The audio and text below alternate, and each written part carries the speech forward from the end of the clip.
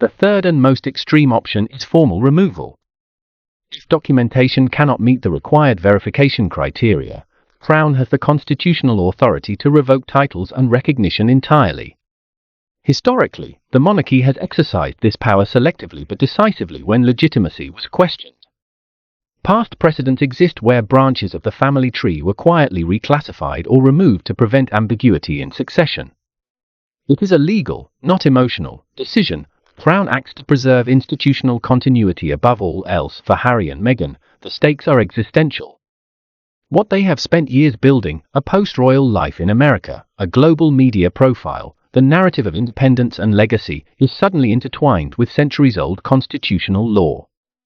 The palace, sources say, is not bluffing. The documentation, or lack thereof, speaks for itself. In every meeting, every memo, and every legal consultation, the institution is preparing to act in a manner that ensures certainty, even if it means personal heartbreak for the Sussexes. Inside Montecito, sources describe a growing sense of urgency. Phone calls to senior advisors have been described as frantic, emotional, and sometimes pleading. Harry reportedly attempts to frame the situation as punitive, as though the palace is seeking revenge for his memoir or public criticisms. But insiders stress repeatedly that the monarchy is not motivated by emotion. When it comes to succession and verification, precedent and legality outweigh sentiment. The institution has weathered far worse political storms, scandals, and personal grievances than two former royals living abroad. What it cannot withstand is ambiguity in the line of succession, nor can it tolerate unresolved questions about legitimacy that might echo for generations. The palace has now reached a stage in the review where decisions must be made. Internal documentation has been compiled, irregularities catalogued, and procedural lapses identified. Legal options, risk assessments, and historical precedents are all under active consideration. The question of how to act is imminent, and each potential outcome carries profound implications for Archie and Lilibet. Whether titles are frozen, reclassified, or formally removed, the decisions will reshape not only the children's official status but also the very narrative Harry and Meghan have built. Sources suggest that, moving forward, palace advisors are seeking full cooperation from the Sussexes to clarify outstanding questions.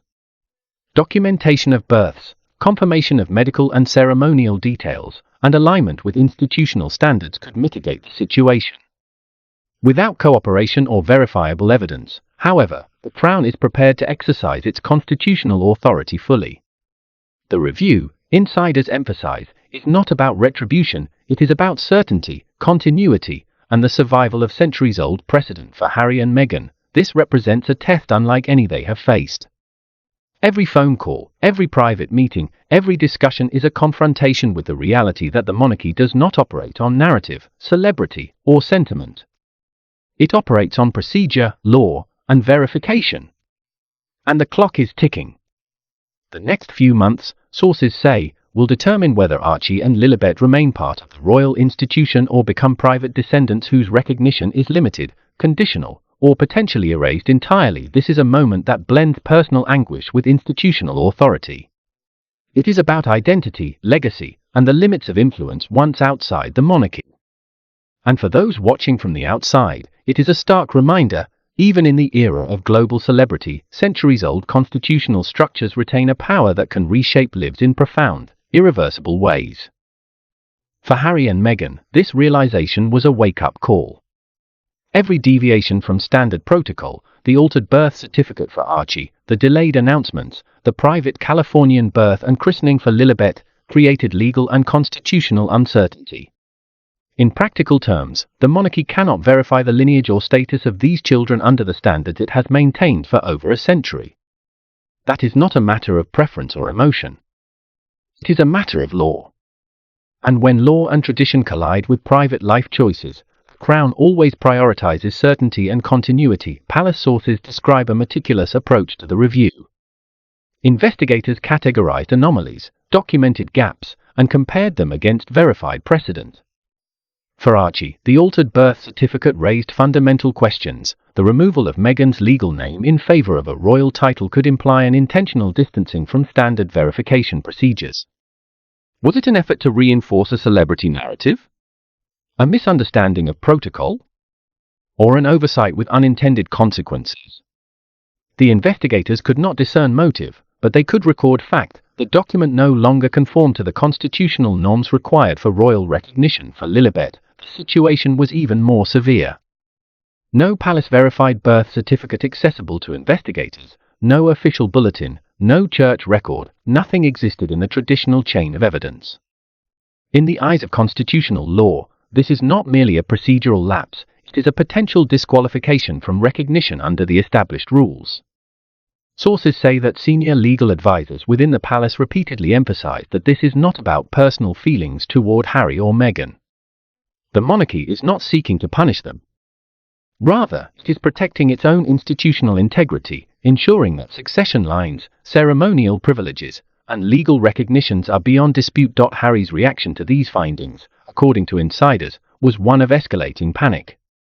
Each call reportedly carried the weight of someone confronting a reality that had never existed in their imagination, the possibility that their children might not be officially recognized by the institution that had defined their public and personal identities. Meghan, too, reportedly understood the gravity of the situation. For her, the implications extended beyond personal identity. Her brand, built carefully on her association with royalty, Netflix deals, publishing contracts, lifestyle ventures, all depended on her status as a mother of children recognized within the royal family. If the Crown were to reclassify or fail to recognize Archie and Lilibet formally, her public identity and the commercial foundation built around it could be fundamentally undermined. Sources describe multiple potential outcomes under consideration by palace legal advisors. The first is a quiet freeze. The children's titles remain technically listed, but no new recognition, ceremonial inclusion, or official participation occurs.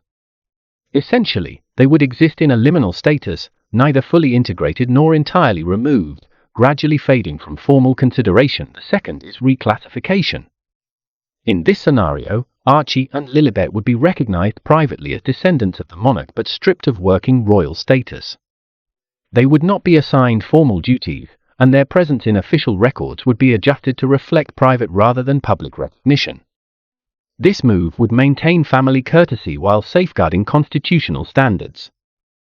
Sources say that when Harry was informed about the nature of these findings, the reaction was immediate and intense. Calls reportedly stretched late into the night, the tone oscillating between fury and desperation.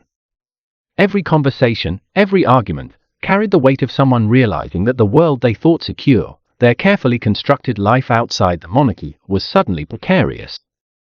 What had been merely a private family matter was now the focus of centuries-old constitutional law, and there was no room for emotion, no possibility of negotiation. The Crown does not respond to anger, it responds to evidence, procedure, and precedent. And so, inside the walls of Montecito, Harry and Meghan faced a stark reality. The institution they had left, criticized, and sought to distance themselves from, was now examining their children in a way that could alter the course of their legacy entirely. This was not tabloid drama, this was a constitutional review, unfolding quietly but with profound implications. The monarchy was not seeking to humiliate, embarrass, or punish, but it was prepared to enforce centuries of procedure with the same cold, precise authority it had used to safeguard its line for generations. The second phase of the investigation focused on Lilibet, and here the stakes became even higher.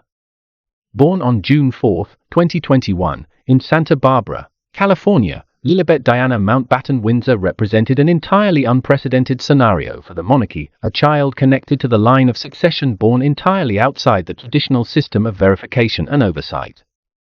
For centuries, royal births followed a strict choreography.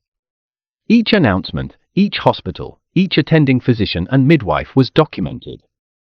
Every signature, every form, every ceremonial acknowledgement created a chain of evidence that ensured no question could ever arise about legitimacy.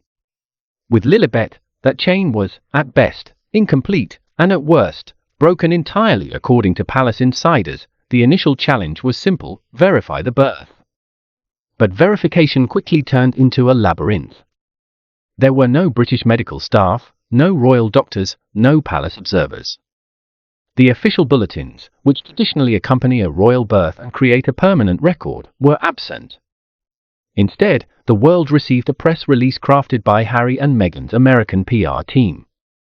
A handful of carefully curated photographs accompanied it, but none of the customary documentation, the exact time, the attending medical professionals, the official confirmation from the palace or the Church of England. What would ordinarily have taken hours to document, confirm, and archive had instead been conveyed selectively, filtered through the lens of celebrity media management. The situation became more complicated with Lilibet's christening. In royal tradition, christenings are not private family rituals, they are institutional acts that formally integrate a child into the Church of England, the very institution intertwined with the monarchy. Every royal baptism produces records, signatures from officiating clergy, registry entries, confirmation of dates, and verification by the Archbishop's office. In Lilibet's case, the ceremony was conducted privately in California, and when palace investigators reached out to the Church of England for verification, nothing was recorded. No signature, no registry entry, no acknowledgement from any church authority associated with the Crown. For constitutional lawyers within the palace, this absence was not a minor oversight, it was catastrophic. This gap triggered a broader investigation into historical precedent and legal framework. Buried within the archives is a document few in the general public are aware of, the 1917 letters patent issued by King George V. At first glance, it is archaic and bureaucratic, but its implications are profound. The letters outline precisely which descendants of the monarch qualify for royal titles and recognition. It enshrines the principle that royal status must be verifiable, lineage must be documented, birth must adhere to established procedures, and ceremonies must be formally recognized by the Church of England. These steps are not ceremonial, they are constitutional safeguards designed to prevent disputes over legitimacy and succession.